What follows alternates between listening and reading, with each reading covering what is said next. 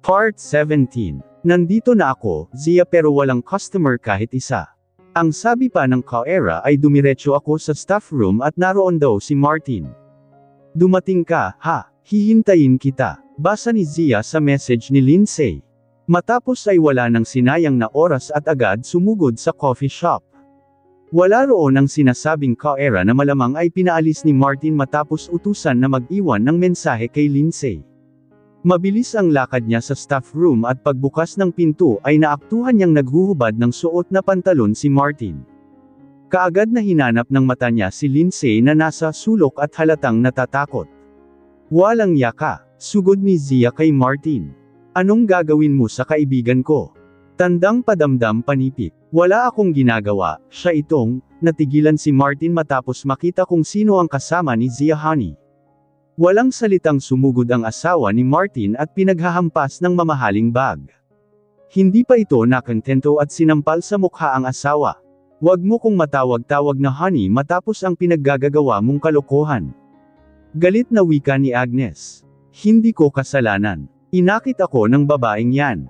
Sabay turo ni Martin kay Lindsay. Nilapitan naman ni Zia ang kaibigan para ilayo. I'm so sorry. Hindi ko naisip na ganito siya kahayop. Paghingi niya ng paumanhin kay Lindsay.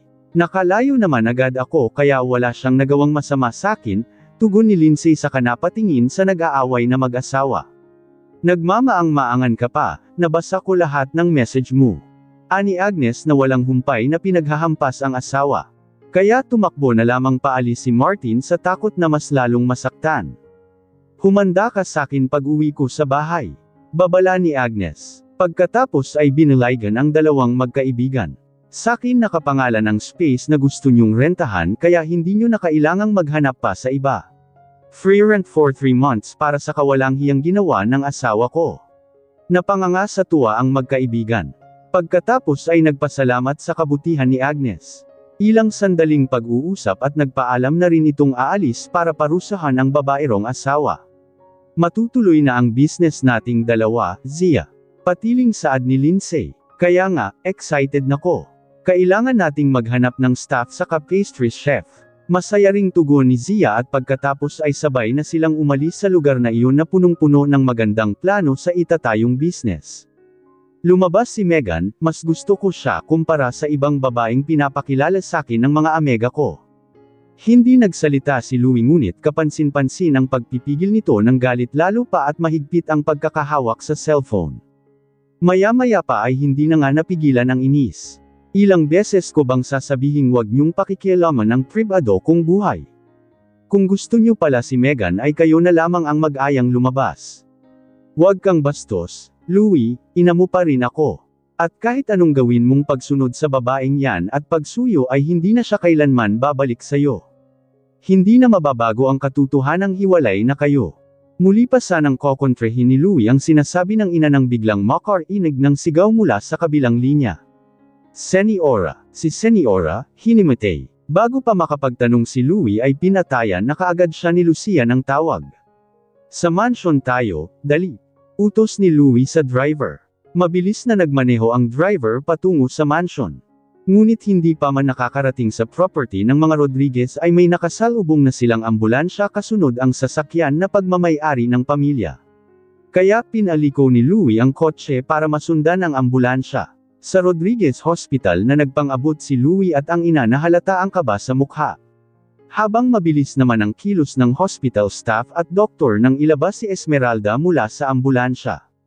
Anong nangyari, Imi? Ani Louie. Ngunit ang personal nurse ng matanda ang sumagot, narinig po ni Seniora ang pag-uusap niyong dalawa ni Madam Lucia. Hinimatay po siya matapos niyang malaman na naghiwalay na kayo ni Ma'am Zia. Kinagabihan sa ward ng Rodriguez Hospital ay nagising na si Esmeralda ngunit ayaw nitong magsalita o kausapin man lang ang pamilya. Masama pa rin ang loob sa natuklasan. Samantalang si Lucia ay hindi na nakatiis sa malamig na pagtrato ng ina kaya nagpasya nang umalis at iniwan si Louie para magbantay. Lumipat naman sa tabi ng kama si Louie matapos maubad ang suit jacket. Ilang minuto pa ang lumipas nang magsalita si Esmeralda, bakit hindi mo sinabi sakin na naghiwalay na kayo ni Zia? Pamilya pa ba ang turing mo sakin, apo? Ano bang nagawa mong kasalanan sa kanya at humantong kayo sa hiwalayan? Sunod-sunod na tanong ni Esmeralda. Hindi magawang sagutin ni Louie ang tanong. Sa papaanong paraan niya magagawang sabihin ang mga nagawang pagkakamali kay Zia? Baka hindi lang himatayan sa gulat ang kanyang lola kapag inamin niya ang mga kasalanan. Bakit hindi mo ko magawang sagutin? At saka ano pang itinutungang mo riyan? Kaysa bantayan ako'y puntahan mo si Zia at makipagbalikan. Magmakaawa ka kung kinakailangan maibalik lang siya. Napakalaking kasalanan ang nagawa ko, na kahit ako'y hindi rin kayang patawarin ang sarili. Ano ba kasing nagawa mo, bakit hindi mo masabi? Antag ni Esmeralda. Naikuyom na lamang ni Louie ang sariling kamay at nanatiling tikom ang bibig. Hindi niya talaga kayang sabihin sa matanda ang dahilan. Nagtagal ang titig ni Esmeralda sa apo, umaasang magsasalita ito ngunit bigo siyang marinig ang dahilan ng paghihiwalay ng dalawa. I'm very disappointed, Louie. Hindi ka ba natatakot na may biglang pumalit sa pwesto mo? Mapunta at makasal sa iba si Zia. Biglang nagangat ng tingin si Louie at seryosong tumingin sa matanda. Kahit na kailan ay hinding-hindi mangyayari ang sinasabi nito. Hindi niya hahayaan mawala sa buhay niya si Zia. Sa araw na iyon ay nasa nirerentahang gusali sina Zia at Lindsay, nagpaplano para sa itatayong business. Sinuri nila ang bawat sulok at nagbi-brainstorm kung saan nararapat ilagay ang mga table, counter at saka magandang motif o pakulo para tangkilikin ng mga tao ang shop. Dapat nating siguruhin ang safety ng pagkain. Kailangan pa nating maghanap ng supply, yung mura pero sigurado namang dekalidad ang ingredients. Ani Zia habang sinusuri ang maliit na kusina kung wala bang butas na maaaring pasukan ng insekto habang si Lindsay ay nakasunod na may hawak na pocket notebook at nililista ang mga ideas na naiisip. Pagkatapos mag-inspection sa kusina ay muli silang lumabas. Mula sa floor-to-ceiling window ng gusali ay napansin nilang may human-ong magarang sasakyan sa tapat. Si Miss Agnes kaya yan? Kuryusong tanong ni Lindsay. Nanatili ang tingin ni Zia sa kotse dahil pamilyar sa kanya ngunit ayaw niyang mag-isip ng kakaiba. Dahil imposible namang magpunta sa lugar na iyon ang taong nasa kanyang isip. Ngunit nang bumukas ang pinto ng sasakyan ay napanganga si Zia matapos makilala ang tao na nasa loob ng kotse. Samantalang Rodriguez Hospital, ay kada rating lang ni Louie galing sa kumpanya at dumiretso na sa ospital para samahan si Esmeralda. Ngunit sa entrance pa lang ng VIP ward ay ramdam na ang bigat ng atmosphere. Napapansin din na ilag o hindi kaya ay aligaga ang mga staff na naroon. At pagdating nga sa kwarto ng matanda ay nabigla siya nang hindi ito makita. Nasaan si Lola? Aniya sa staff na napadaan. Magkahalong kaba at takot ang makikita sa mukha nito. Ano po kasi? Ano bakit hindi ka magsakita? Napaigtad ito sa takot nang sumigaw si Louie. Sorry, sir pero kanina pa po namin pinaghahanap. Ano? Wag mo sabihing nawawala si Lola. Makailang beses kumurap si Zia para lang masigurong hindi siya namamalik mata. Lindsay, ikaw na muna ang bahala rito't sasalubungin ko lang si Lola, ani Zia nang makumpirmang si Esmeralda nga ang nakikita ng mga mata. Lumabas siya ng gusali para salubungin ang matanda. Anong ginagawa niyo rito, La? Aniya sabay hawak sa braso nito upang alalayan palabas ng sasakyan. Gusto kitang makausap, Zia. Oh, sige po, sa loob tayo, La, aniya habang iniisip na baka alam na nito ang paghihiwalay nilang dalawa ni Louie. Ngunit wala siyang lakas ng loob magtanog at baka mali lang siya ng hinala. Pagpasok ng dalawang babae sa gusali ay lumayo naman si Lindsay matapos bumati kay Esmeralda ng magandang araw. Pinaupo ni Zia ang matanda sa matibay at malinis na upuan saka siya humarap. Ano pong gusto niyong pag-usapan, La? Hindi muna sumagot si Esmeralda hanggat hindi dumarating ang driver na kasama niya bitbit ang may kalahihang vintage jewelry box. Nakasunod ang tingin ni Zia kaya nagtataka siya kung para saan ang dala ng driver na ibinigay sa matanda. Zia, tawag pansin ni Esmeralda. Bakit mo naman inilihim sakin na naghiwalay na kayo ni Louie? Matapos ay hinaplos ang magandang mukha ni Zia. Anong ginawang kasalanan ng apo ko sayo, sabihin mo sakin at akong bahala sa kanya. Malungkot na napangiti si Zia dahil ayaw na niyang pag-usapan pa ang nakaraan. Alam po ba ni Madam Lucia at Louie na nandito kayo? Gusto niyong ihatid ko na kayo pauwi sa mansion. Umiling-iling si Esmeralda saka ibinigay ang vintage jewelry box. Matanda na ko't hindi na madadala hanggang hukay ang mga mahahalagang bagay na iniingatan ko. Kaya sa'yo ko ibibigay lahat ng alahas ko. Saka ibinigay ang isang special na susi para sa lock ng jewelry box. Nanlalaki ang mga mata ni Zia habang nakatitig sa susi na nasa kanyang kamay. Nang makabawi sa pagkabigla ay madali niya itong ibinabalik kay Esmeralda, ngunit ayaw nang kunin ng matanda. Hindi ko po to matatanggap, ani Zia. Sandali, ang mas mabuti pa itatawagan ko na si Louie para sunduin kayo. Sa totoo lang ay ayaw na sana ni Zia na makita si Louie pero dahil kay Esmeralda ay kailangan niya itong kausapin. Dinukot niya sa bulsa ang cellphone sa tinawagan ang numero ng dating asawa. Hello, Zia, pwede ka bang magpunta rito sa Angono Rizal? Nandito kasi si Lola, pinuntahan ako. Matagal bago nakasagot si Louie mula sa kabilang linya. Sige, hintayin niyo ko riyan. Huwag mo hahayaang umalis si Lola, papunta na ko. Mga alas 6 ng gabi nakarating si Louie sa address na sinabi ni Zia. Ngunit sa halip na dumiretso papasok sa loob ng gusali ay tumawid siya ng kalsada patungo sa katapat na convenience store kung saan ay nakita niyang kumakain si Esmeralda kasama si Zia at Lindsay. Iritado ang ekspresyon ni Louie ngunit nang makitang nag-enjoy ang kanyang lola sa kinakaing cookies ay tuluyan siyang kumalma. Sa paglapit ay naupo siya sa harap ng matanda para mahawakan ng maayos ang kamay nito. Sa malumanay na tono ay kinausap niya si Esmeralda, bakit naman kayo umalis sa ospital? Alam niyo bang ilang oras kayong pinaghahanap ng mga staff, tapos nandito lang pala kayo? Kumakain ng cookies, pinayagan ba kayo niyan ng doktor? Matagal na kong hindi nakakakain nito saka gusto ko lang makita si Zia, namimiss ko na siya, ani Esmeralda. At ganoon din naman si Louie ngunit sinarili na lamang niya kung anong iniisip. Tumayo siya habang hawak pa rin ang isang kamay ng matanda sa kahinarap si Zia, na ibinabalik ang jewelry box. Ibinigay ba yan ni Lola? Kung ganoon ay sayo na yan. Kunin mo, Louie, hindi ko to kailangan. Keep it, at si Lola ang nagbigay niyan sayo. Sa huli ay wala ring nagawa ang maglola nang ipilit ni Zia ang kagustuhang isauli ang ibinigay na jewelry box. At pagkatapos kumain ni Esmeralda ay sumama na rin ito kay Louie. Pagkaalis ng sasakyan ay inilingkis ni Lindsay ang kamay sa braso ni Zia. Bigla akong ginutom sa nangyari, kain muna tayo bago umuwi. Nakangiting tumango naman si Zia saka sila nagpunta sa malapit na kainan. Sa table ay napansin ni Zia na maraming in-order ang kaibigan. Kaya mo bang ubusin yan lahat? Oo naman, ngayong hindi na ko model ay wala nang rason para mag-diet. Makakain ko na ang gusto kong pagkain nang hindi inaalala ang timbang ko, masayang tugon ni Lindsay. Nagsimula silang kumain ngunit nakakailang subo pa lang si Lindsay nang biglang matigilan. Bakit, may problema ba? Ani Zia. Umiling-iling si Lindsay habang takip-takip ang sariling bibig. Restroom, mabilis niyang bigkas saka nagmamadaling umalis. Sa restroom na niya nailabas ang pagkain at pagkatapos ay kaagad nagmumag ng bibig.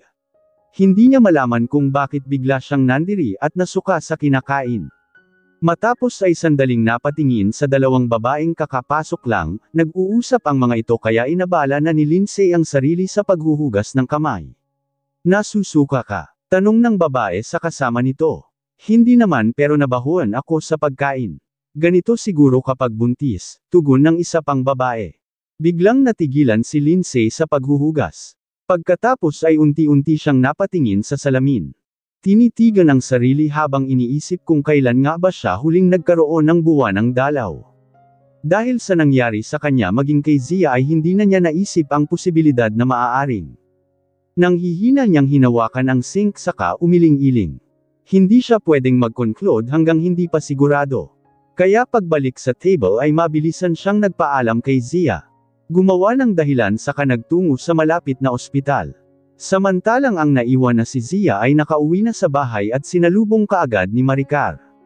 Hindi pa kayo nagpapahinga, ma. Hinintay talaga kita at may gusto akong sabihin, ani Maricar saka kinuha ang vintage jewelry box ni Esmeralda.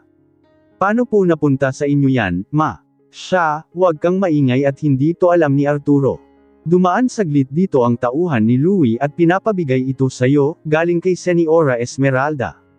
Sinauli ko na po yan sa kanila kanina pero ipinipilit pa rin talaga nila, ani Zia. Anong gagawin mo rito? Tatanggapin mo ba? Umiling si Zia. Hindi, ma. Bukas ay isasauli ko tong jewelry box kay Louie. Tumanggo naman si Maricar at wala nang maraming tanong. Matapos ay nagpaalam na para samahan sa kwarto ang asawa at nang makapagpahinga.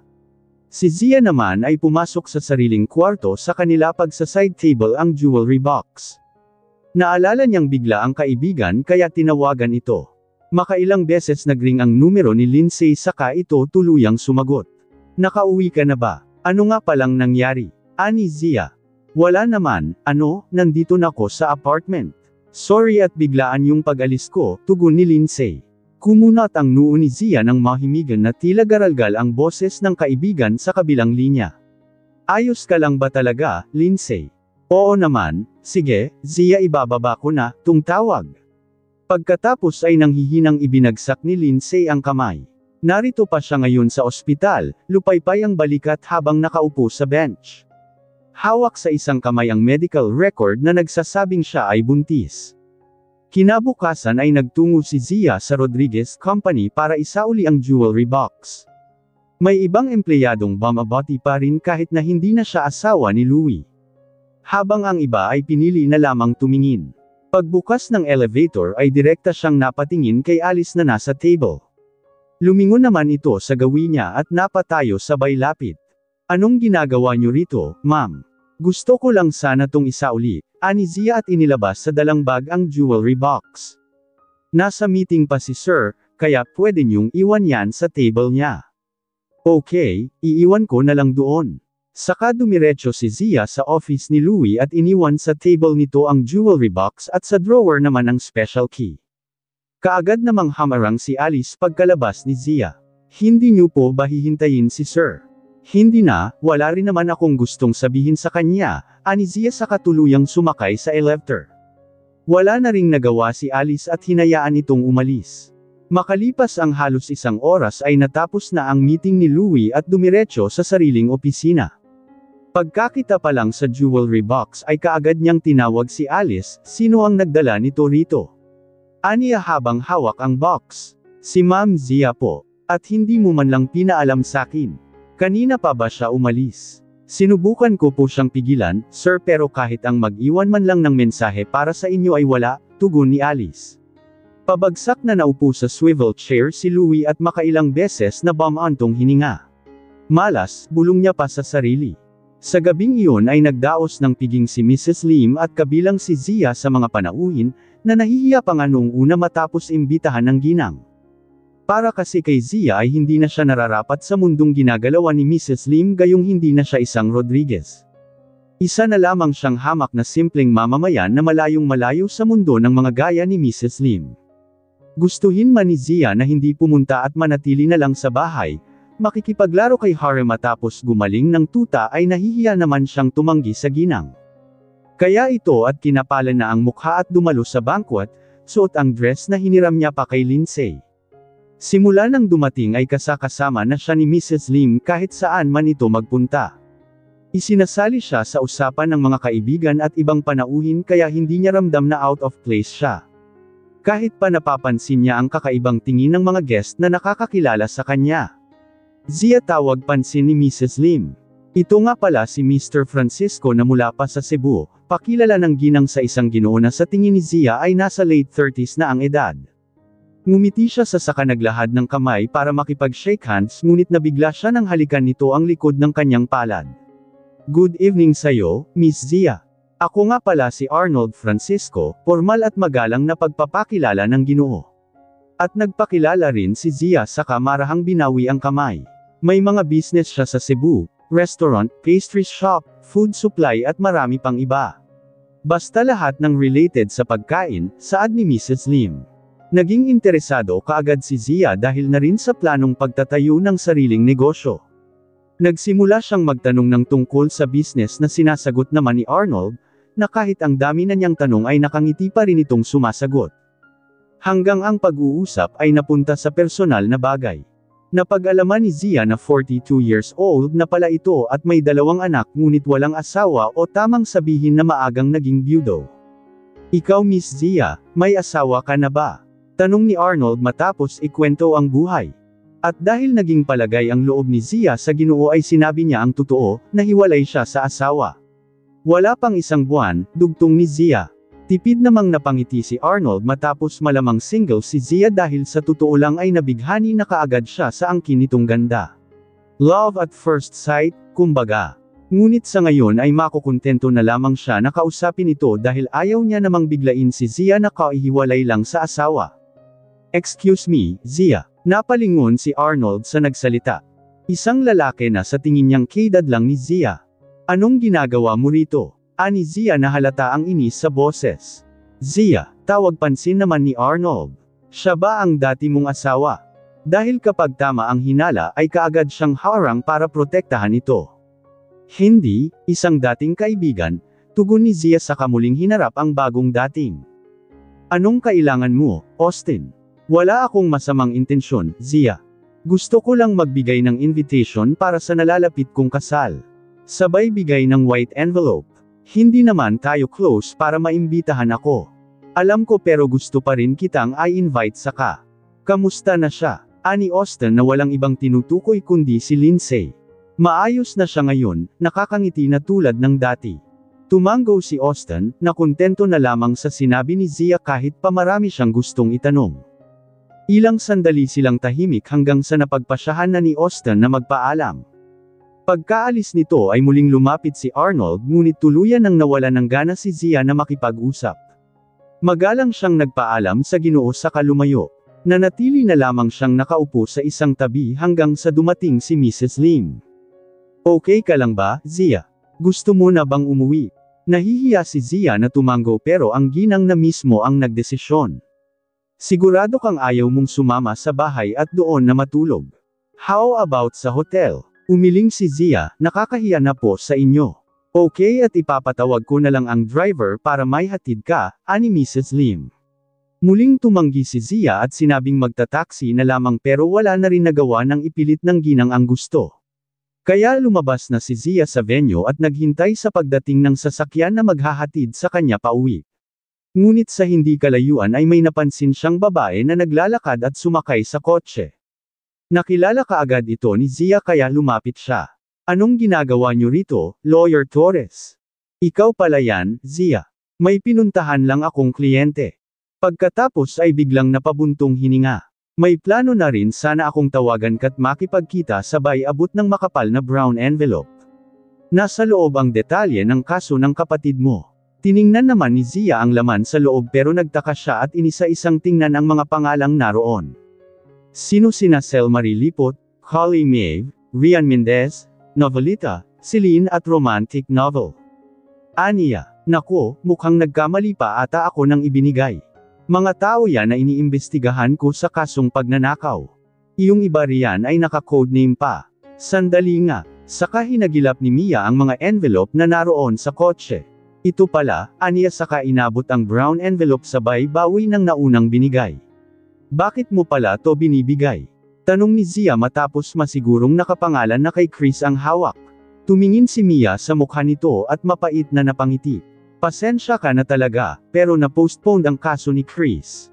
Nanlaki ang mata ni Zia. Bakit, paano nangyari yun? Magkakasunod niyang tanong. Buntong hininga ang naging sagot ni Mia sa tanong ni Zia.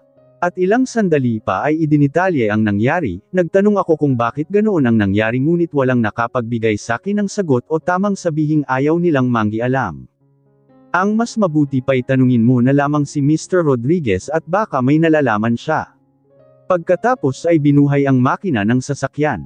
May mga bagay na hindi ko nasaklaw na maaaring kaya niya kaya sa kanya kalumapit, Zia, payo ni Mia saka tuluyang nagmaneho paalis. Nanatili sa pwesto si Zia, hindi na gumalaw hanggang sa dumating ang kotse na maghahatid sa kanya pauwi. Ilang oras ang lumipas ay nakarating na rin sa bahay si Zia habang nakayakap sa brown envelope.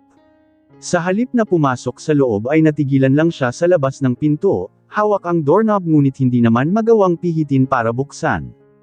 Kaya nanatili siya sa labas ng bahay hanggang sa hindi na niya namalayan ang oras. Maya-maya pa ay napagdesisyonan na tawagan ang dating asawa. Sa kabilang dako naman ay kanina pa nagba-vibrate ang cellphone ni Louie sa kalagitnaan ng gabi. Hindi niya tiningnan ang caller dahil abala siya sa ilang dokumento. Nang muling nag-vibrate ang cellphone ay tuluyan nang nairita si Louie at tiningnan kung sino ang nang-iistorbo sa kanya. Ngunit nang makita ang pangalan ni Zia ay bigla siyang naubo at mabilis na sinagot ang tawag. "Bakit ka napatawag?" Nagtunog galit ang boses dahil sa labis na pagkabigla. "Sinabi sakin ni Lawyer Torres na na-postponed ang trial ni Kuya." Tumikim muna si Louie bago magkomento, "Nabalitaan ko nga. Ayokong mag-isip ng masama pero ikaw ba ang dahilan?" "Of course not, Zia. Hindi ko gagawin sa'yo yun pero..." Isang malalim na buntong hininga ang ginawa ni Louie bago ipinagpatuloy ang sasabihin, "Gusto mo bang pag-usapan natin to? Pwede kang magpunta rito kung hindi abala sa'yo. Ngayon. Ikaw ang bahala kung kailan mo gusto, Zia." "Sige ngayon na lang," tugon ni Zia dahil hindi siya matatahimik hanggat hindi na pag-uusapan ang kaso ng kapatid. Ngayon siya bakante habang natutulog ang magulang. "Okay, ay papasundo kita ngayon sa driver, hintayin mo na lang," saad ni Louie. Makalipas ang mahigit kumulang na 2 oras ay dumating ang kotseng sumando kay Zia. Nakatanaw ng mga oras na iyon si Louie sa bintana, naninigarilyo habang nakangiti at nananabik sa dating asawa. Samantalang paglabas naman ni Zia sa sasakyan ay may sumalubong pa rin sa kanyang katulong kahit 1:00 na iyon ng gabi.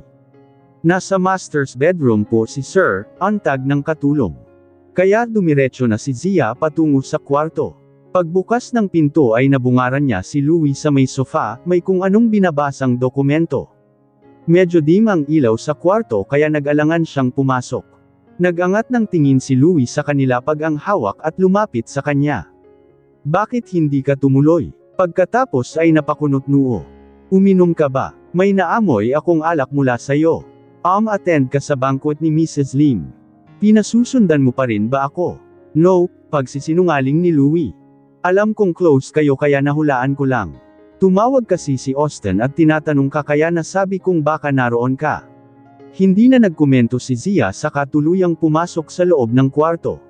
Bahagyang kumaibot ang labi dahil natutokso siyang tanungin kung bakit sa master's bedroom pa nito napiling makipag-usap sa dami namang lugar na pag-usapan.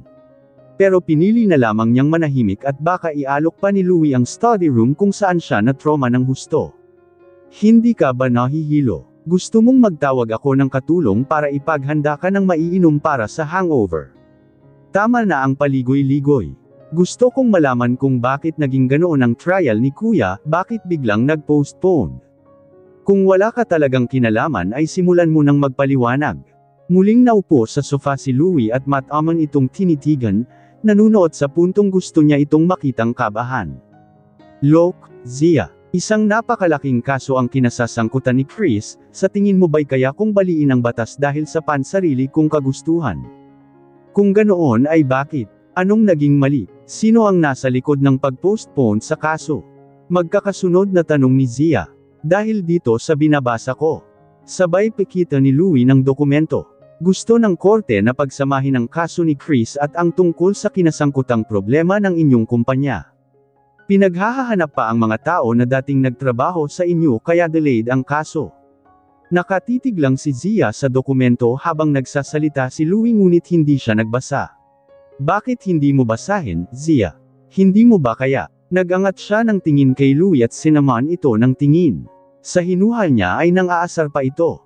Kung sabagay, ano bang alam ni Louie sa problema ng pamilya niya noon na naging dahilan kaya sila bumagsak?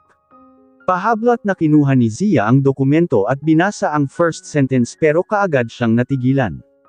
Ang hawak na dokumento ay tungkol sa proyekto noon ng cruise company kung saan ay may pirma pa ni Arturo bago tuluyang bumagsak ang negosyo ng pamilya. Ang iba ay pinatigil sa kasagsagan ng isyo kaya kapag nailabas sa publiko ang dokumento ay posibleng makulong si Arturo. Kahit pa biktima lang din ito gaya ni Chris. Masyadong nagtiwala at hindi nag-ingat sa mga taong nakikilala. Nanlamig ang kamay at namutla sa pwesto si Zia. At napuna iyon ni Louie kaya binawi niya ang dokumento saka dinukot sa bulsa ang lighter. Pagkatapos ay walang pagdadalawang isip na sinindihan ang dulo ng papel hanggang sa tuluyang mag-apoy at maging abo ang dokumento. "Alam kong biktima lang si Papa," ani Louie.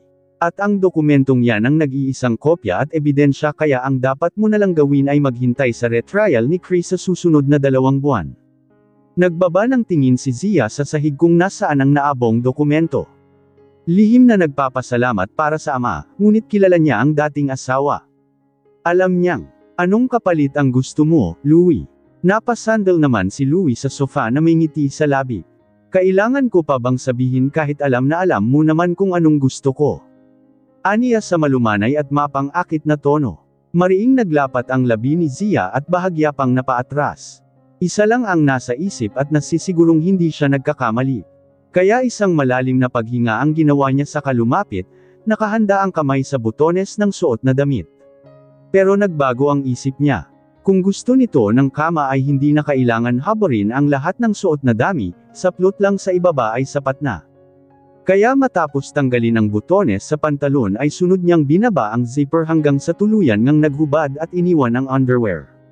Pagkatapos ay lumapit kay Louie at pabukakang naupo sa kondongan nito. Automatiko itong yamakap sa kanyang bewang sanhi para bahagyang napaigtad si Zia. Makailang beses siyang napalunok at huminga ng lamalim para makontrol ang kabang nararamdaman. Ngunit talagang samasagi sa isip niya ang nangyari sa study room. Hanggang sa maramdaman niyang bumaba ang kamay nito papunta sa lantad niyang hita. Eyes on me, Zia, demand pa ni Louie sa mapang-akit na tono. Umiwas ng tingin si Zia at hindi sinunod ang demand ni Louie. Kaya ang isa nitong kamay ay humawak na sa kanyang pisngi para iharap. Pero agad kumawala si Zia sa kapasanghal itong tinanong, ano bang ginagawa mo? Kama ang habol mo sakin, di ba? Bakit hindi pa natin gawin para hindi tayo nagsasayang ng oras dito? Tandang padamdam panipik. Nagtaas ng kilay si Louie at sa isang iglap ay tila gustong parusahan si Zia dahil sa pagtataray nito, pero agad ring nagbago ang isip. At niyakap habang nakasubsob ang mukha sa dibdib nito. Mas gusto niyang ganito kaysa gumawa ng isang bagay na alam niyang hindi bukal sa puso nito at napipilitan lang. Ano ba, Louie? Reklamo ni Zia saka nagpumiglas ngunit sadyang mahigpit ang kapit nito. Madaling araw na, gusto mo bang dito na matulog? Ayoko, uuwi ako, ani Zia saka kumawala sa yakap nito na nagawa naman niya. Okay, magbihis ka na at ihahatid kita. Hawak ang bewang ni Zia ay inalalayan niya itong tumayo mula sa pagkakaupo sa kanyang hita. Ipahatid mo na lang ako sa driver na sumando sakin kanina, ani Zia saka pinulot ang pantalon para magbihis. Ako na ang maghahatid, Zia, saka nagpapahinga na ngayon ang driver maging ang mga katulong. Tayo na lang dalawa ang gising sa bahay na, Napairap si Zia at wala nang nagawa. Matapos makapagbihis ay nilingan niya si Louie. Talaga bang wala kang gustong kapalit sa pagsunog sa dokumento? Sa halip na sumagot ay tumayo si Louie mula sa sofa at binuksan ang drawer sa side table. Matapos ay lumapit para ibigay ang isang litrato. Kumunat ang noo ni Zia nang makilala kung sino ang nasa litrato, si Lindsay. Anong ginawa mo sa kanya? Akusa kaagad ni Zia. Relax, bakit hindi mo tingnan ng mabuti ang picture? Ibinalik ni Zia ang tingin sa litrato kung saan ay makikita ang kaibigan na nakaupo sa bench. Sa bandang uluhan nito ay may signage. Department of Obstetrics and Gynecology. Bigkas ni Zia at pagkatapos ay nanlalaking tumingin kay Louie. Buntis siya. May tuwa niyang sambit. Nagkibit balikat si Louie. Ang mas mabuti pa ay siya na lamang ang tanungin mo. Pero wag kang matuwa, Zia. Dahil sa oras na mapatunayang buntis siya'y magiging delikado ang buhay niya. Anong ibig mong sabihin? Naguguluhang tanong ni Zia. Alam mong dahil sa business kaya magpapakasal si Austin at Nika Javier, na muntikan ng hindi matuloy. Sa oras na matuklasan ng dalawang pamilya ang posibleng kondisyon ni Lindsay. Ano sa tingin mo ang mangyayari? Natakpa ni Zia ang sariling bibig nang mapagtanto ang kahihinatnan ng kaibigan sa oras na magkatotoo ang hinalang buntis ito. Kaya kahit sa kotse hanggang sa makauwi ay sobrang lalim ng pag-iisip at pag-aalala niya para kay Lindsay. Hindi na nga niya namalayan kung paano nakatulog at sa pagmulat ng mga mata kinaumagahan ay ito pa rin ang iniisip niya. Kahit gusto niyang tawagan at kausapin ito ay hindi niya magawa sa takot na baka magkasagutan lang sila ni Lindsay. Pagsapit ng hapon ay tuluyan na siyang nagpasyang puntahan ito. Nagpaalam siya sa magulang saka umalis. Padilim na nang makarating siya sa tinutuluyan nito. Nakailang katok siya sa pinto bago pagbuksan ng kaibigan. Gulat na gulat si Lindsay nang makita ang kaibigan. Anong ginagawa mo rito ng ganitong oras, Zia? May gusto lang akong tanungin. Ha, Eddie, sana itinawag mo na lang o, di kaya ay text. Halika, pasok.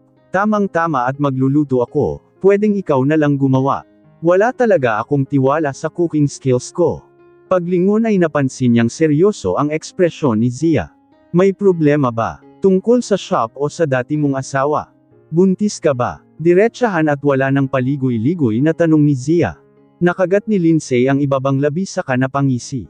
Akala ko naman kung ano na.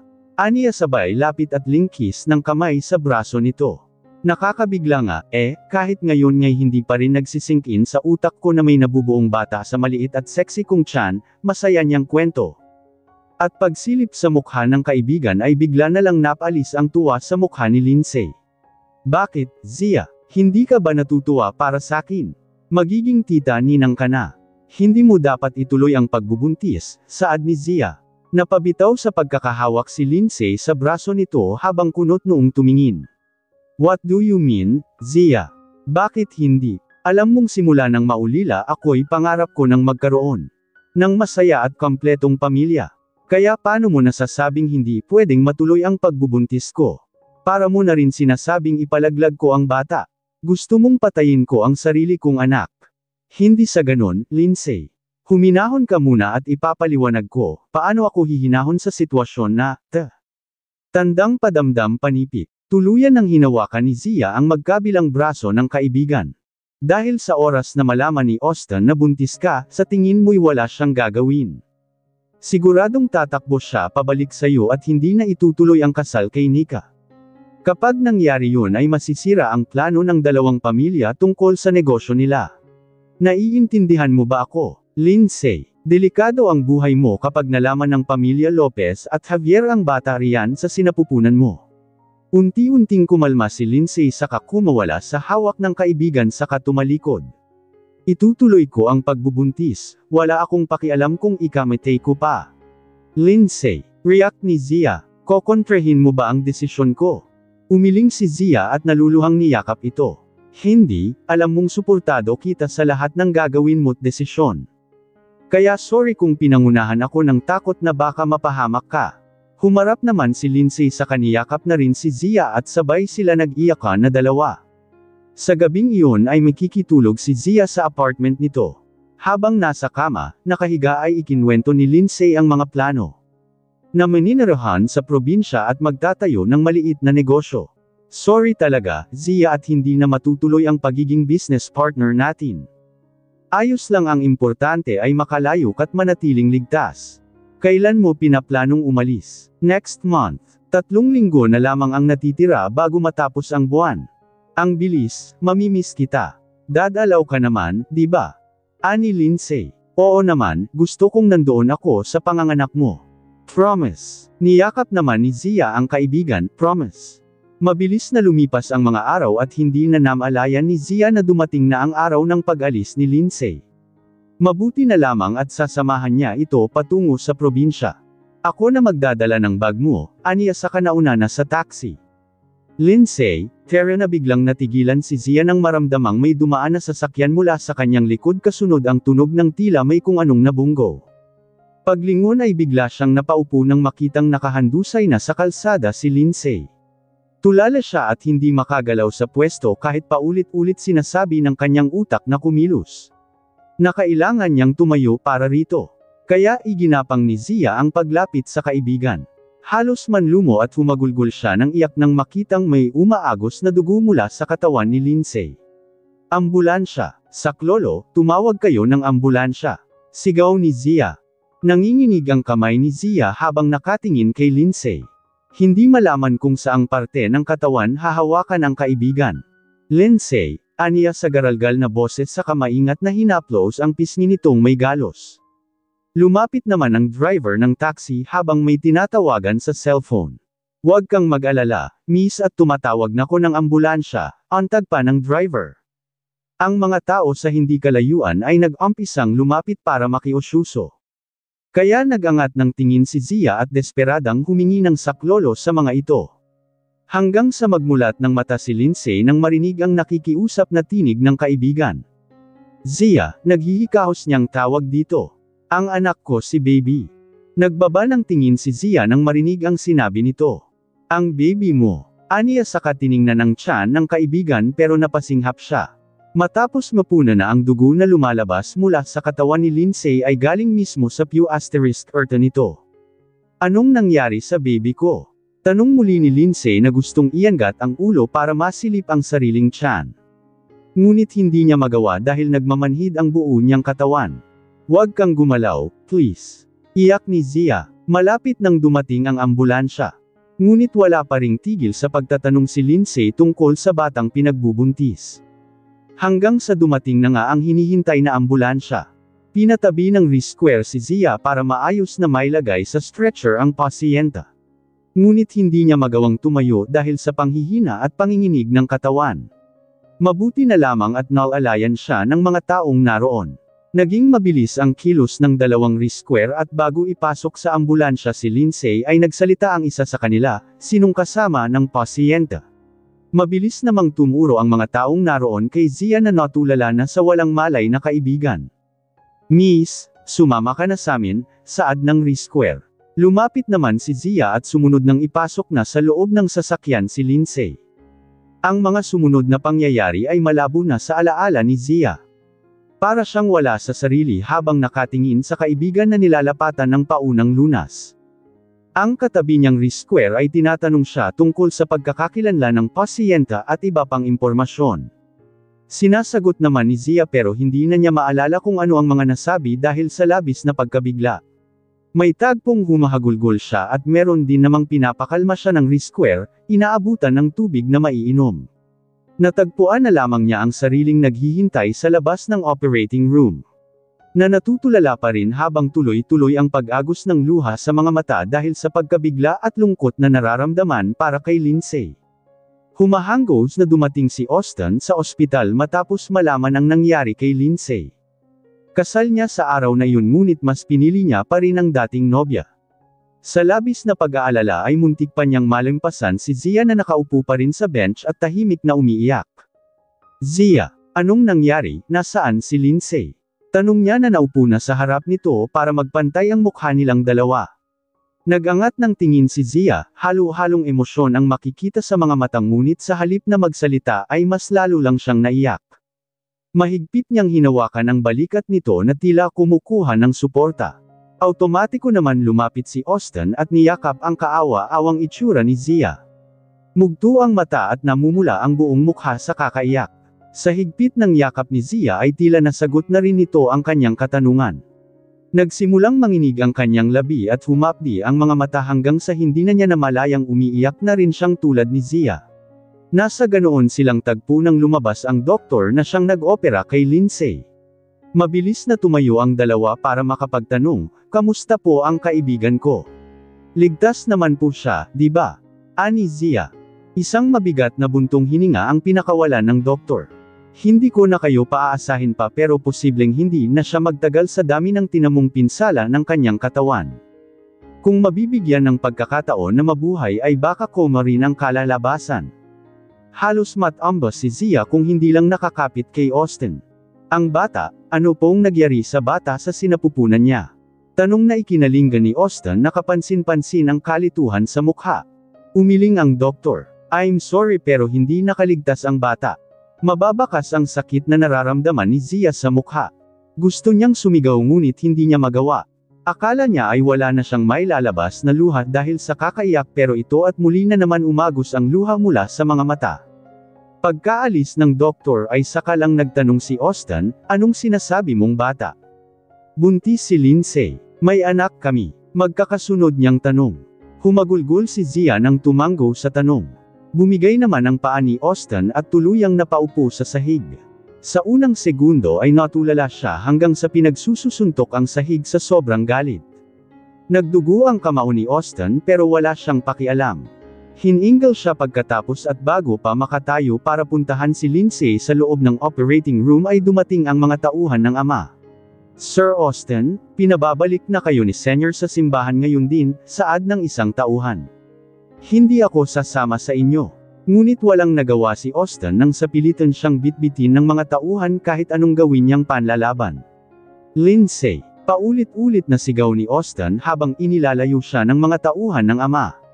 Lumipas ang ilang araw na hindi pa rin nagigising si Lindsay mula sa coma. At ilang araw na rin hindi nakakauwi si Zia dahil mas piniling bantayan ang natutulog na kaibigan. Kaya pinuntahan na ni Maricar ang anak at sinabihang umuwi muna para makapagpahinga. Ngunit ayaw ni Zia na siya namang inaasahan niya. Ito, dala ko na ang ilan mong damit. Magpalat ka at magayos ng sarili. Kumain ka na rin at nangangayayat ka na, ako munang bahala kay Lindsay, saad ni Maricar. Tipid na napangiti si Zia saka kinuha ang bag na dala ng ina. Lumabas siya at nagtungo sa restroom. Pagkatapos makapagpalit ng damit at Hill Amos ay nagpunta naman siya sa cafeteria para kumain. Doon ay nag-cross ang landas ni Zia at Patrick na kaagad lumapit matapos makita ang lungkot sa mga mata ng kaibigan. Anong nangyari? Tanong ni Patrick. Sa una ay umiling si Zia ngunit kalaunan ay tuluyan nang hindi na kontrol ang emosyon. Tumulo ang kanyang luha at agad namang dinamayan ni Patrick. Umakap ito at hinaplos-haplos ang likod ni Zia hanggang sa kumalma. Pagkatapos ay kinuwento ang nangyari.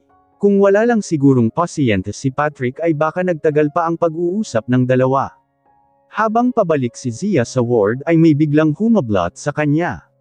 Nakilala naman agad ni Zia kung sino ang pangahas.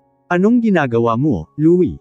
Saan mo ko dadalhin? Pero tuloy-tuloy lang ito hanggang sa madala siya sa kotse. Ayokong sumama sa'yo. At kanino mo gustong sumama, Zia? Kay Patrick.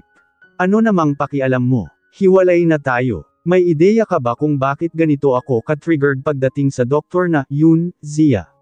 Wala, di ba? Kasi hindi mo naman alam na anak siya ng babaeng naging dahilan kung bakit nasira ang pamilya namin.